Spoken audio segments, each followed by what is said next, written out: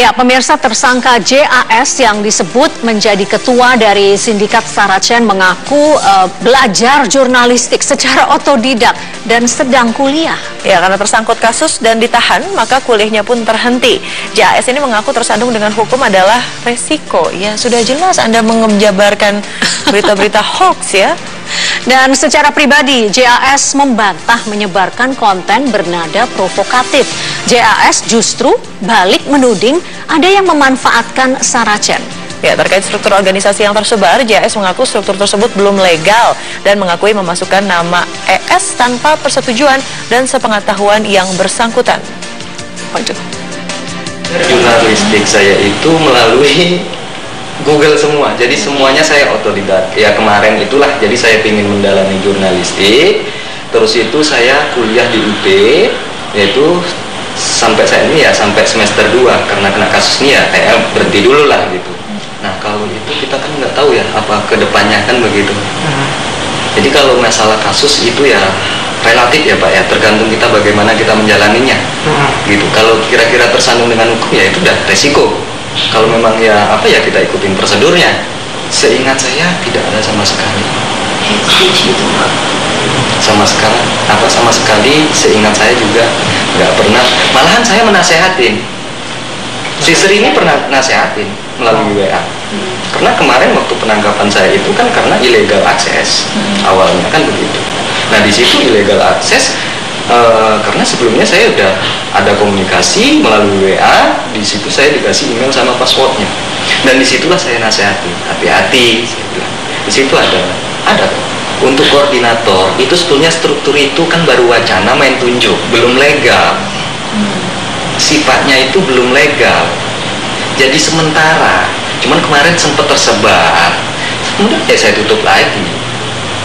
Lalu nih misal andai kan struktur itu sempat menjadi legal, terus apa yang akan Mas lakukan dengan struktur itu? Maksudnya berarti Mas akan mengkoordinasi sesuatu kan? Iya, kalau memang misalkan ini dilanjutkan, itu pastinya kita membuat ya suatu ADART-nya ya begitu. Siapa yang melanggar ketentuan? Kalau misalkan atau memberontak ataupun apa ya itu dikeluarkan. Kita kan harus ada itunya. Kalau nggak gitu ya nggak bisa. Berarti jadi inti dari Saracen ini sebenarnya adalah saracennews.com itu? Bukan. Grup Facebook itu? Grup itu kan, ini juga Saracen itu sebetulnya ya itu tadi yang awalnya hanya terbentuk begitu saja gitu. Jadi artinya belum punya arah? Arahnya yang pada dasarnya itu tadi memberantas akun-akun penghujat Islam dulu awalnya itu. Nah itulah kenapa kawan yang saya ini si Ropi Atman ini semangat buat nama Saracen, karena dapat terinspirasi di Wikipedia ataupun cerita-cerita dahulu kala gitu.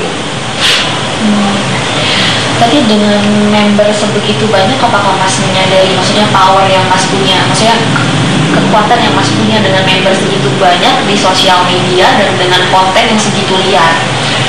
Tidak semuanya grup itu liar. Jadi jangan diarahkan ke Saracen semua, karena orang itu banyak menggunakan logo-logo Saracen. Artinya dicatut logo Saracen? Benar. Ada pandangan jadi Saracen ini sebetulnya hanya berapa orang lah, orang itu hanya samaran-samaran. Jadi orang itu ngikut-ngikut, oh saya ikut Saracen, pakai logo Saracen. Seperti itu, sebenarnya Saracen itu hanya saya sendiri aslinya itu Ibu. Ropi Atman? Nah, itulah dulunya terbentuk nama Saracen, ya kan? Nah, membuat struktur itu kan atas dasar yang pertama punya ide Saracen itu kan si Ropi, kan begitu. Tapi setelah itu tutup, itu nggak ada aksi apapun, itu saya sendiri yang bekerja. Saracen misalkan ngambil alih ataupun apa, itu saya sendiri, nggak ada orang lain. Terungkapnya kelompok Saracen yang dianggap penyebar berita hoax dan konten sara oleh pihak kepolisian diapresiasi oleh warganet. Ya, beberapa di antaranya menyatakan kelegaannya dan berharap para pelaku dihukum. Kita akan lihat seperti apa cuitan perintah Bapak Presiden untuk ungkap tuntas komplotan Saracen, jaringan penebar kebencian dan sejenisnya adalah langkah tepat untuk NKRI. Polri berhasil ungkap jaringan Saracen penyebar kebencian sara dan fitnah. Kita penasaran siapa orang yang sering bayar jasa mereka. Nah, itu cerita lain lagi ya. Betul.